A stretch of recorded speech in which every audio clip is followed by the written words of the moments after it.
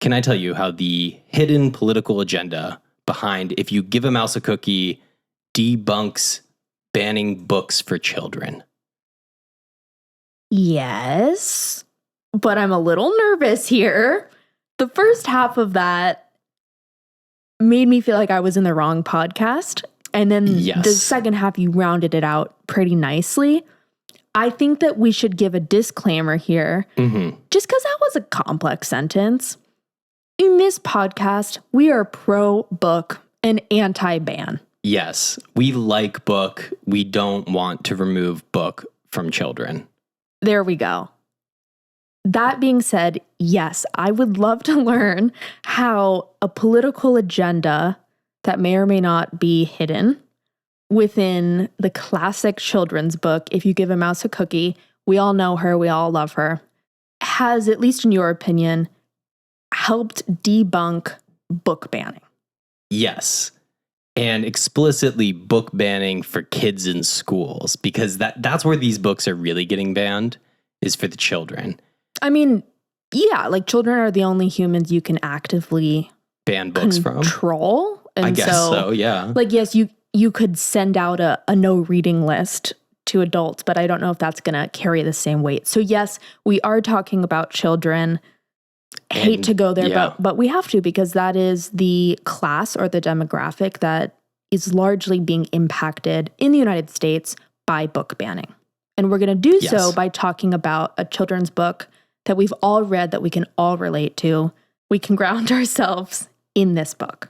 Absolutely. So for those of you who aren't familiar with If You Give a Mouse a Cookie, the story more or less goes, if you give a mouse a cookie, then he'll ask for a glass of milk. So it's the if-then structure throughout the whole book. And there's more and more things that this, human is giving this mouse, and this mouse is requesting. It goes on, but it's so cute. Yes. And I remember this book, but I remember part of he gets a little bed or a pillow or something, and it just looked so cozy.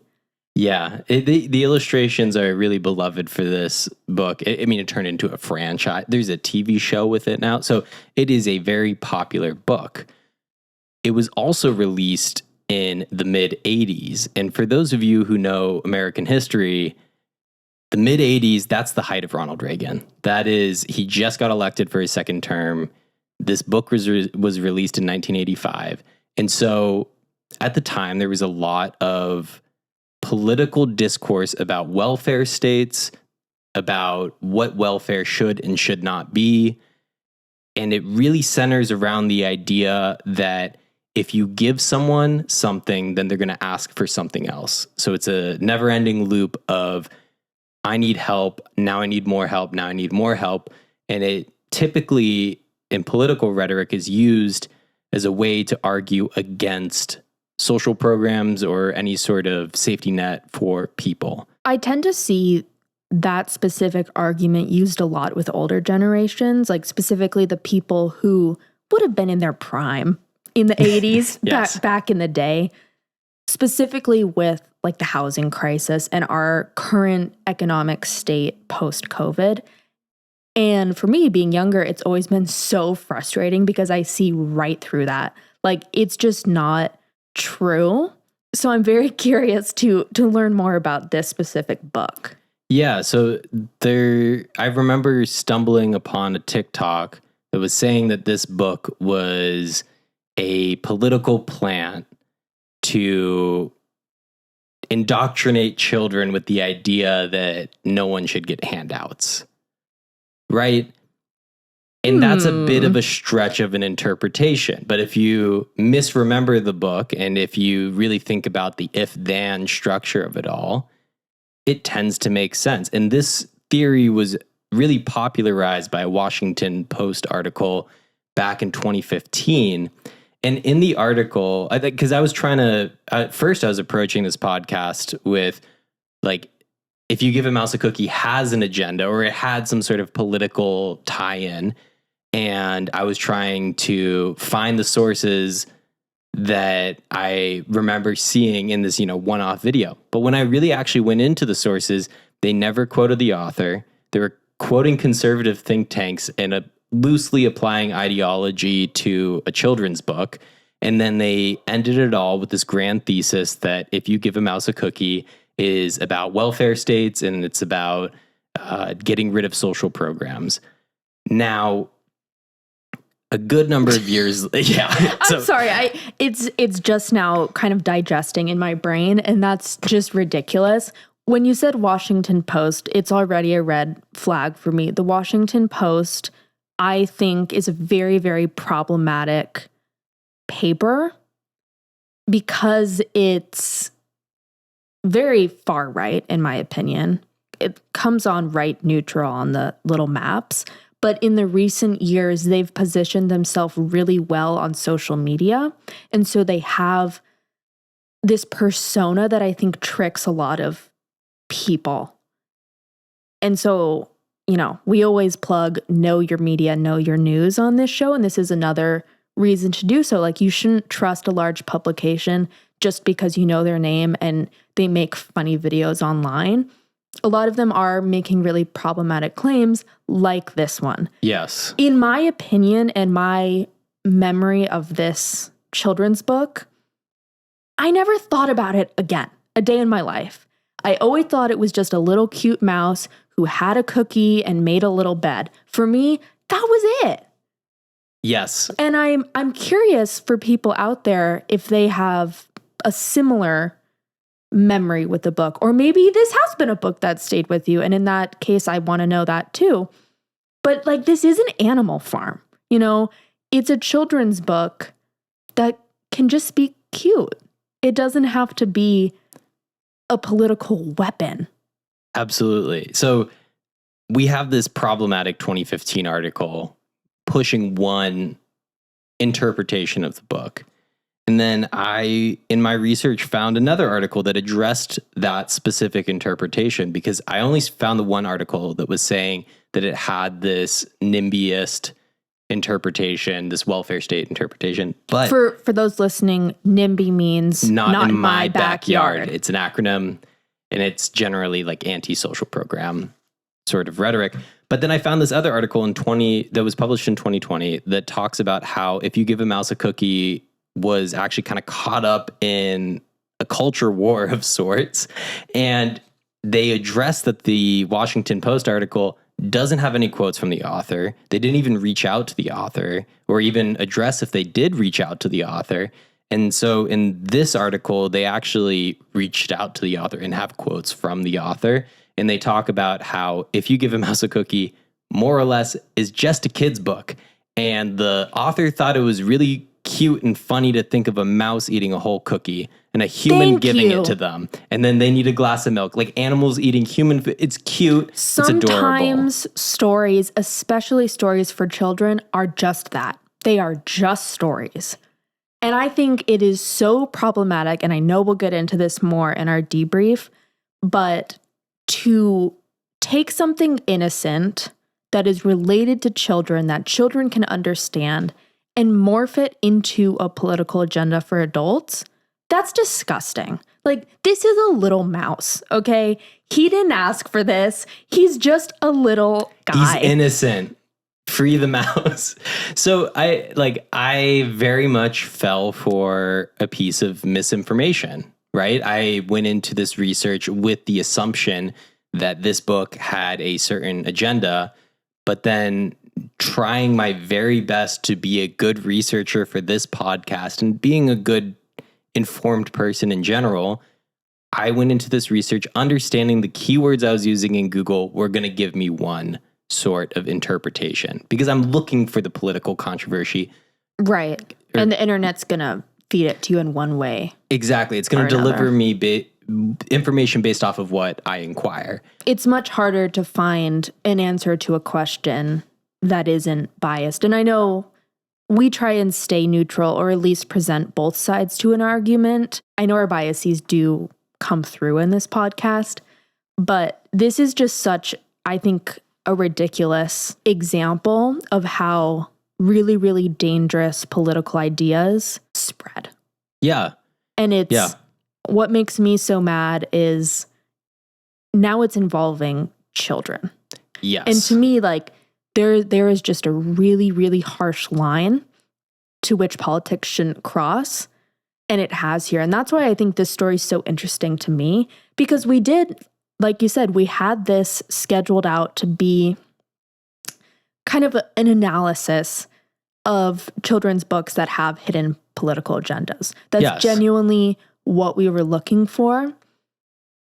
I'm glad we didn't find it, because that would be really, really sad. And, you know, there are people out there that are probably going to say, oh, but it's so obvious, you sheeple. Like, it's right there in front of you.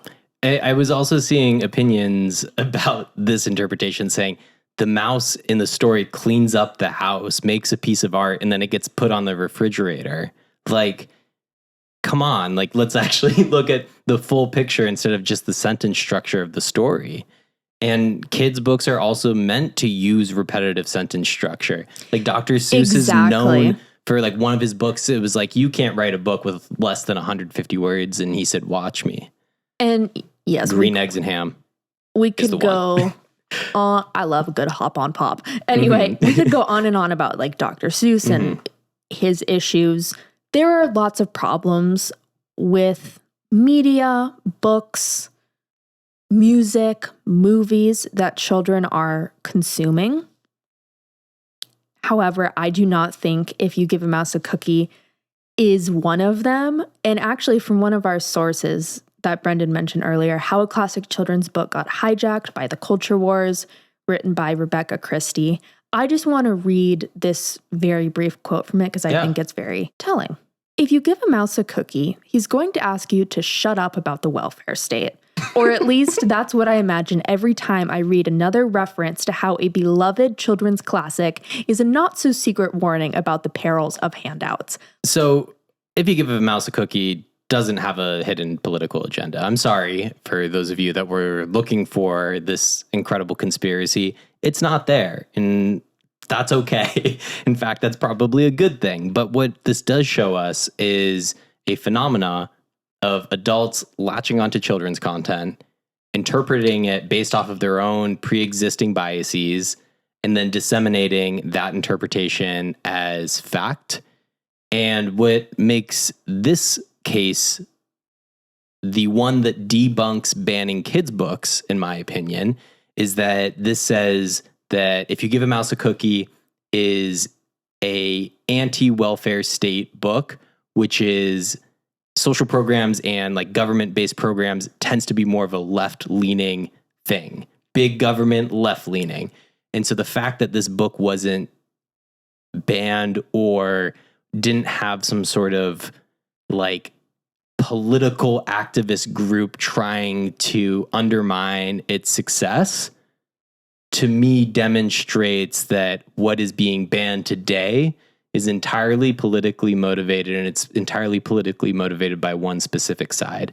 And so that's where we're really going to open up the discussion to Moms for Liberty, the worst PTA group in the entire country ever. So Moms for Liberty. PTA groups are already bad, but yes, they can get worse. So I'm going to give the rundown of Moms for Liberty, where we've talked about this a fair bit before this podcast. But for those of you that don't know what Moms for Liberty are, Moms for Liberty was founded in Florida, and it was founded on January 1st, 2021. And since then, they have been creating a large political movement involving chapters all throughout the United States that is focusing on banning books that mention LGBTQIA plus rights, race, ethnicity, critical race theory, and discrimination. They're more or less the group that will say, oh, like, I don't care if you're gay, but just like, don't throw it in my face. Exactly. Or, I don't care if you're black, green, purple, blue. They'll always manage to throw in ones that we shouldn't say on this podcast too. Yeah, and I'm going to omit a few other colors, but like, you know the type. You might even have one of them in your family or might have a friend. Hell, you might even be one. And we are here to tell you to stop it. Yeah, if you are in that supporting group, please stop. for so many reasons. But this group is pretty messed up. And like you said, they are unfortunately largely responsible for the uptick in book banning, not only in Florida, but the other states that are involved. Red-leaning-ish states. So I'm just going to give you like some key figures for this. This would be my campaign trail to dismantle Moms for Liberty. During the 2022 to 2023 school year, 3,362 book ban instances were reported. That equates to 1,500 titles in 1 year that were targeted by this specific group. If you're wondering about how much this specific group has influenced this explicit movement of banning kids' books, we just need to look at the statistics. 40% of book bans occurred in Florida, right? Where this organization is headquartered. Additionally, 87% of all book bans occurred in districts with nearby censorship chapters. And what I mean by censorship chapters is these sort of political action groups will have chapters that span many regions. One of them is King County that has a Moms for Liberty chapter. I was going to say, and King County is located in Seattle where we film. And there was a Seattle Times headline, I hope we can find it, but that basically said that they got laughed out of a room or like a certain school district, and that they thought that they would come in and everyone would, grace them with open arms, and that just wasn't the case. So yes. I think it's important to note that even in the most liberal or blue or even like purple states, these chapters are spreading, and that's why we unfortunately have to talk about it. We know what Moms for Liberty are. Mm-hmm. We know what they're trying to do. They're trying to ban as many books that just mention like that probably even say the word race, gay, trans, or feminism, or like anything that mentions white people doing a bad thing historically. Any because accountability. A huge part of it too is that they don't want their white kids to feel guilty for being white. I'm sorry, as if that could even be a thing. Like, grow up is what I say. Yeah. They should feel guilty and they should feel bad. I remember going through this period in middle school and high school when you start to realize, oh shit, the world isn't as cool as I thought it was. Me being very, very pale, almost to the state of being albino, like my people, where I come from, have played a role in all of this. If you're not acknowledging something, then you can't get over it. Absolutely. So that's ridiculous. And if you're trying to bring your child up in a peaceful and beautiful world, that's not going to happen if you don't acknowledge what other people who don't look like them have to go through. It is ridiculous. It's stupid. And I feel for all of the teachers out there that know this and feel this and are actively just trying to get their class through another year. Because it feels like after COVID with teaching, that's what teachers have been doing. And now there's an added layer of what they can teach. And I know curriculum has always been tough in different parts of the country, but I cannot imagine what being a teacher in this political climate is like. And so I just want to send a message out there to all of the teachers. You're a rock star. And that's really hard. And this also has the weight of, I mean, your dad's a teacher too. So it's like, what that's like. And you've been with your dad and you've talked about school and kids and like the kids that are impacted by stuff like this. Yeah. I mean, like just basic backstory. My dad was an elementary school teacher for the entirety of his career. And so education and access to like welfare programs and social programs that help children who don't have access to the ridiculous private school stuff is a big part of my family. That's just who I am. And so naturally, I'm going to be a bit more motivated than some people out there who can't relate. And so if you feel the anger in my voice, it's there for a reason. This stuff really, really makes me mad. But I also know that as voters, hopefully everyone out there is registered to vote, we can help change this. It's gonna take a lot of effort and a lot of time. But I think if there's enough resistance, this doesn't have to be the reality for much longer. Thank you all for listening to the political address that we had about like, hey, please stop banning books. If you're a parent doing this, this is embarrassing for you, Moms for Liberty. So let's actually get into questions that I think might add a bit of a brighter tone to this podcast, because book banning sucks. But I also want to really play with the idea of the power of a book. And really what I've been thinking about is when books are banned, you deal with what's called the paradox of exposure a little bit. It's now you're starting to identify these books that are morally unfit for society, quote unquote, but it also gives them a certain status or certificate of, yeah, this rustled enough feathers to warrant being banned. And if you look through some of the most famous books in American literature, at least that I know of, many of them have been banned at some point or another. It is not new that good books get banned. In fact, that's a pretty cool reading list, is banned books. I was going to say, there's like if you go to your local bookstore or even your library, you will most likely find someone in there wearing a t-shirt or like an iPad case or something that says, I read banned books. Because I always see that like when I go to local bookstores, and it just makes me feel happy. Puts a smile on my face. It does. And so I have two questions for us for this debrief and discussion. The first is, have any children's books or young adult novels left a meaningful impact on your life, and why?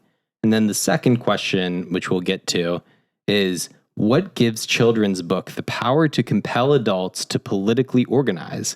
And how does this power change from pro or anti-censorship perspectives?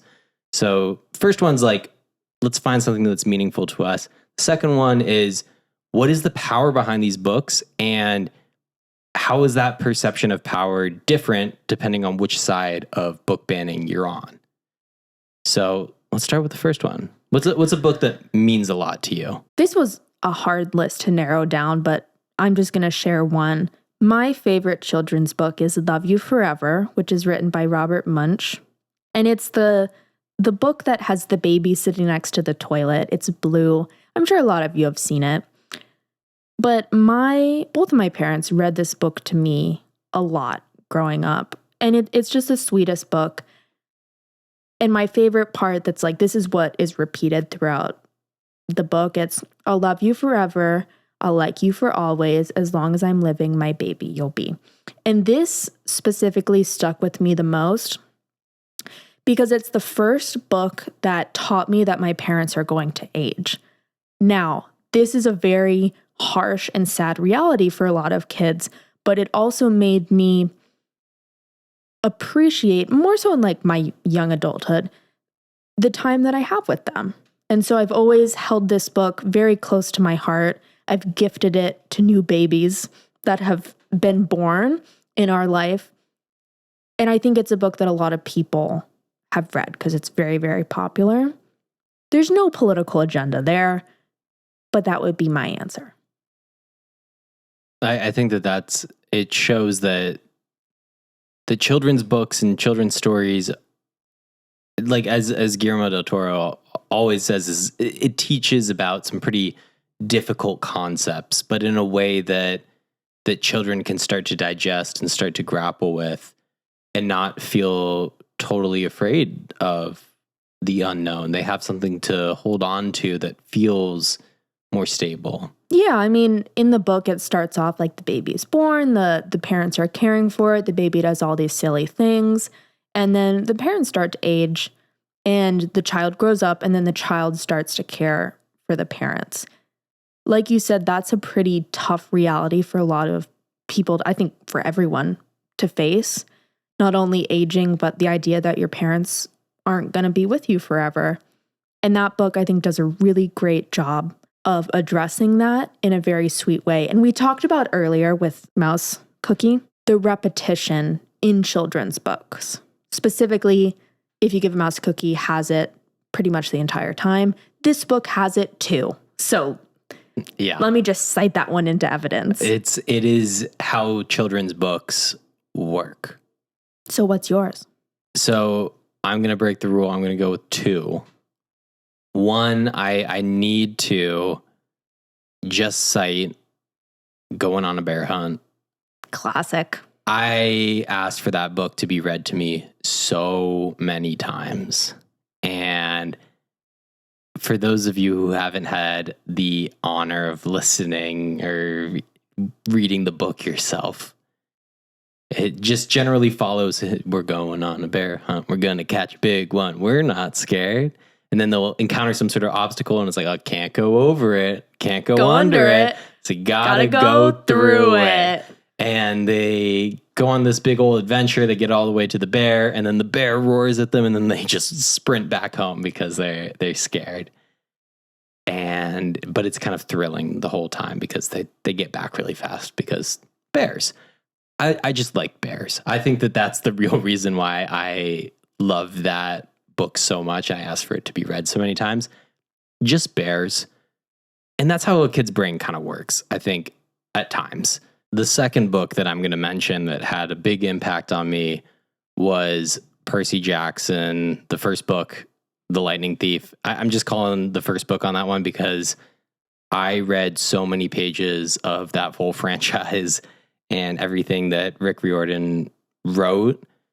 It was probably the first author that I became really obsessed with, and I noticed that I would read in huge volumes in a way that I didn't usually. And I had a hard time reading while growing up, but with those books, I latched into them so quickly, and I felt very comfortable reading through all of them. I don't know what that says, but it was the types of books that gave me it let me know that I do love stories and I do love reading, even though it was often really difficult for me. Those stories gave me hope, big picture. And, thankfully now that I am on medication for ADHD and all that, I can read more and I enjoy reading a lot. And I think a lot of that, it takes good books when you're younger to get you inspired to read more. So that's why that book means a lot to me. But what's interesting is I don't think either of us talked about the radical political agendas that were embedded in the books that we were reading when we were younger. No, never. It never comes to mind. Never crossed my mind. I was trying to think actually of any book I encountered as a child that might have a political agenda that's like not Animal Farm. Yeah. And I don't even think I can think of one because all of the books or even the poems or the short stories that could even come close were more so just describing nuance and like difficult ideas for children that I hadn't had in my life. That's what reading is. That's why children are encouraged to read, right? It's like to open your mind. Because the other book I thought about was House on Mango Street, which is like the little vignettes and short stories. I love that book, or vignettes. And I remember, I think it was 7th grade when we read it in class. And, the kids around me were like, oh my God, like, why are we reading this? This is so dumb. I loved it. Yeah. And to me, it's like, okay, maybe that one's coming a little bit closer, but like, not really. It's just like showing what another child of a different race in a different socioeconomic class than I was, what her life was like. Yeah. And so that's not political at all.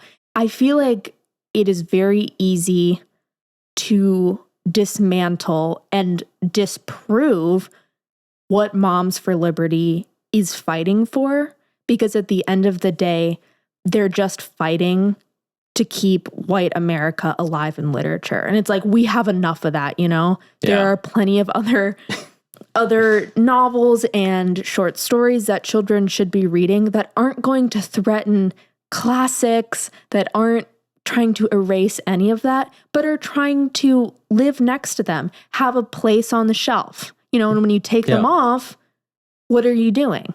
You're literally wiping it from history because it's not going to be heard or read or listened to by the next generation. Yeah. And that is the ultimate goal, is to eliminate it. It's information suppression is the information science term. And this also, part of what piques my interest in this story at large is, I am an informatics graduate from the University of Washington, and informatics is the school that hosts library sciences. So yes, my entire department, the entire program was built from library sciences. Now it's expanded into more, information technology spaces now, but that's its root is the libraries. It's the keeping of information and the organization of information. And so, seeing all this, it's a bummer. So let's work through our second question here, which is, what gives children's books the power to compel adults to politically organize? And how does this power change from pro or anti-censorship perspectives? So let's just talk about, what is the power of these books? Why are people so scared of them? Yeah, I have a few perspectives, I think. I think the first one is it's really easy to hide behind children and say, I'm doing X to protect children, to protect the future of America. Because in a lot of cases, when people say that, that sounds like a good thing, right? Like, I'm promoting vegetarianism for the good of the future of America. Great, sign me up. It's a buzzword that adults who have a lot of ridiculous opinions can easily hide behind and disguise themselves as people who just really care. The other side of it is, I think, unfortunately, a lot of people who think this way aren't as educated or as traveled or as socially compatible as people who don't think that way. I don't want to say, because you didn't go to college, you don't know what you're talking about, because I don't agree with that. There's a lot of things that factor into intelligence, and that comes into where you live, who you interact with, the ideas in the media you consume, sometimes the level of your education, how well read are you? All of these things comprise an educated person, and unfortunately, we see this with the way these people vote too. The intelligence isn't always there. And so it's very easy to latch onto media or books that pretty much everyone in America has read. And so when you take this book that we've all read, if you give a mouse a cookie, and you weaponize it, you can get a lot of people behind you because a lot of people have read that book. Now, if you were to do it with another random book, I don't know, XYZ, maybe not as many people would follow you. And so these people start in these small groups attacking large ideas and large titles, and then are moving to ban more and more titles. Like you said, it's 1,500. In the past year. In the past year. No one's read that many books in 1 year. There's no way. And I can guarantee you that the Moms for Liberty have never read 1,500 books. I bet half of them haven't even read 100 books. And I know that's rude to say, and I definitely have no math to back that up. But there are trends that explain why certain people on certain sides of politics act the way they do. Yeah. That's what I have to say about that. It's a culture of fear that I think gets a big amplification through social media right now.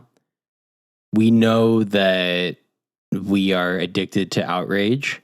That's why we're pretty outraged right now, right? It resonates with people. People want to communicate with one another about things that are wrong so they can find a solution. It just makes sense that it would be a powerful emotion for a lot of people.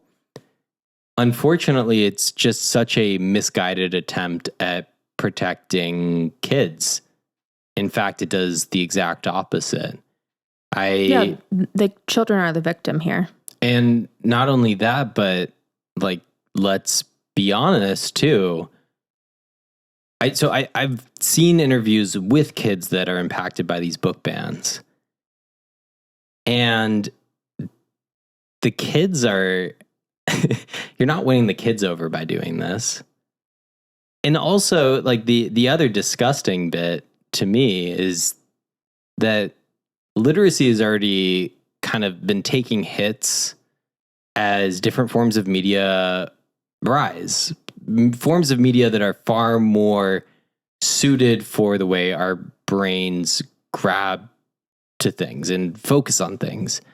And so while we're trying to figure out a way to grapple with the addictiveness of social media and the addictiveness of online videos or, those sorts of things, you're also banning books, which is like one of the oldest forms of information storage that we have, is writing things down or making illustrations. Like it is quintessential. Just being a human being is writing books, telling stories.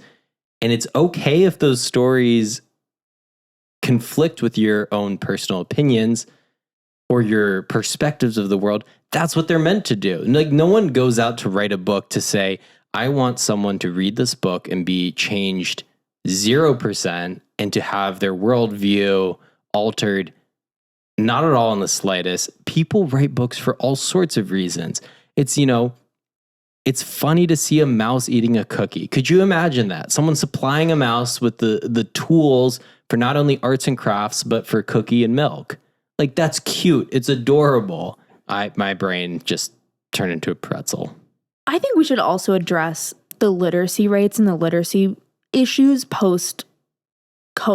Yeah. If you don't know a teacher in your life, or again, not really involved with kids, you can find a lot of teachers online or like on TikTok or any social media talk about how difficult it is just to get children to read at all. And I'm pretty sure, please let me know if I'm wrong, but I'm pretty sure that millennials are have the highest rate of illiteracy like ever. Yeah, and then in reverse, Gen Z is the most educated generation ever, and also the highest goer or attendee of public libraries. And so growing up, it was always, oh, get off your damn phone. And it's just not true, because Gen Z is actually incredibly literate. However, Gen Z is not raising Generation Alpha, which are children now. Millennials are raising them. And so I think there's a really unfortunate trend here where a generation that are now parents that didn't value literacy and reading in the same way that generations before them did are now parenting and leading movements that entice children not to read, because that's what banning books does. Plain and simple.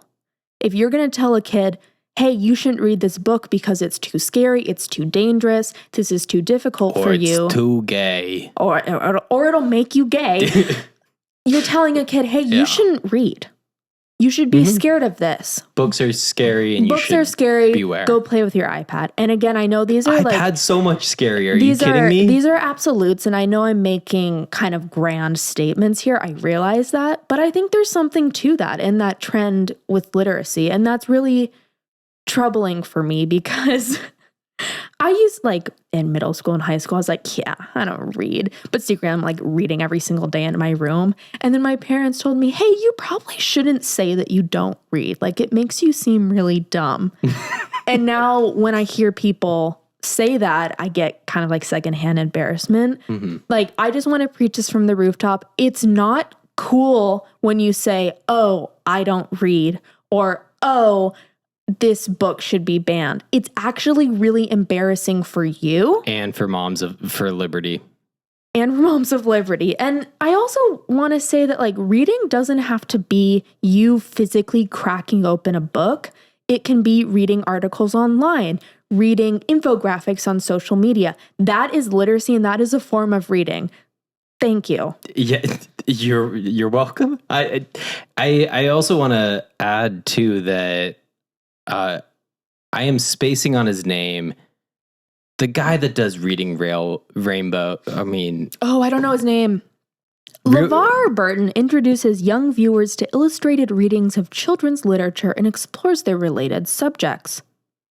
Yes. Just in case you haven't seen Reading Rainbow, that's what he does. Yep. Reading Rainbow, fantastic. LeVar Burton, an absolute icon. He was recently interviewed, and by recently, I mean like within the past couple of years, interviewed on NPR about...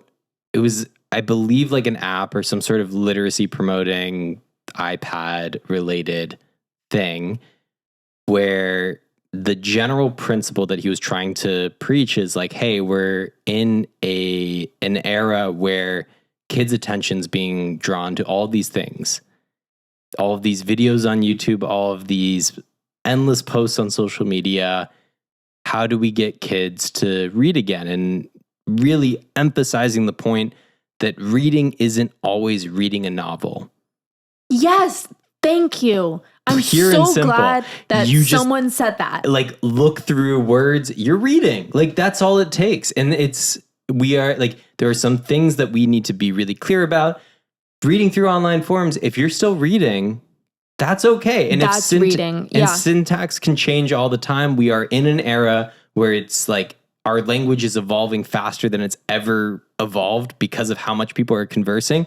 So just as long as your eyes are glancing over text and you are consuming information and understanding and comprehending, you are reading, and that's okay.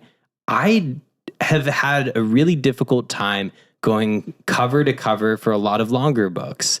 Not everyone likes novels, and not everyone likes novels, and that's right? okay. And honestly, I think we had different education growing up, but yeah. I think that's something that public school actually does really well. And maybe I just had like really phenomenal English teachers because I did. But we read all sorts of things. It was short stories, vignettes, poetry, long novels, plays. And that showed me that like, hey, it's okay to not read a 1,000-page book. You don't have to, because I never really liked that until I got into Outlander, because I love Outlander. But normally I don't like that. I like shorter things because, I don't know, I like to be able to read something in one sitting. And that was just something I didn't know you could do. And I also didn't know that could count as reading until I grew up, Yeah. And so I think the moment you take that beauty away, beauty meaning like a child discovering some sort of reading that they actually like. It could even be graphic novels. Like, it doesn't matter what it is. When you take a child's ability to connect with whatever form of language or books, whatever, you're taking away their literacy and their future. Moms for Liberty is a social club for people that are scared of children's books. Moms for Liberty is a social club for people scared of children. Moms for Liberty is a networking opportunity for people that think that throwing an iPad in front of a 10-year-old's face is the equivalent to raising a child. Moms for Liberties are not registered voters. But they are registered for other things. Fill in the blank. Oh, that was a good one. It's funny because we take the narrative that books are porn in schools, which is a real thing that I'm seeing on these headlines. Is like their argument is that if anything mentions sexuality, it is porn. What I'm going to say is like your kids are already watching porn. Yes. Like the least of your concerns is that they're reading. Do you know what I mean? Like I'm genuinely scared that none of them have read a book like face to face. I don't think it's happened. I would love to see.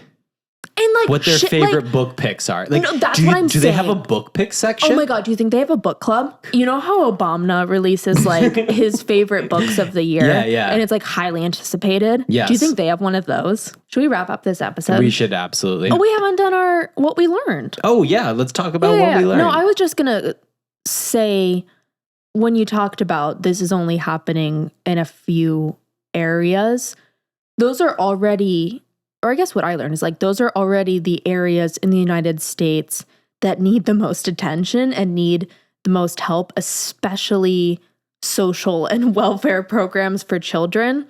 And so if you happen to live anywhere near the state of Florida, or really any southern state in general, I hope that you can find a way to get involved with your community and whatever that means to you, because these kids are already at such a disadvantage politically that they shouldn't have to be at a disadvantage at school.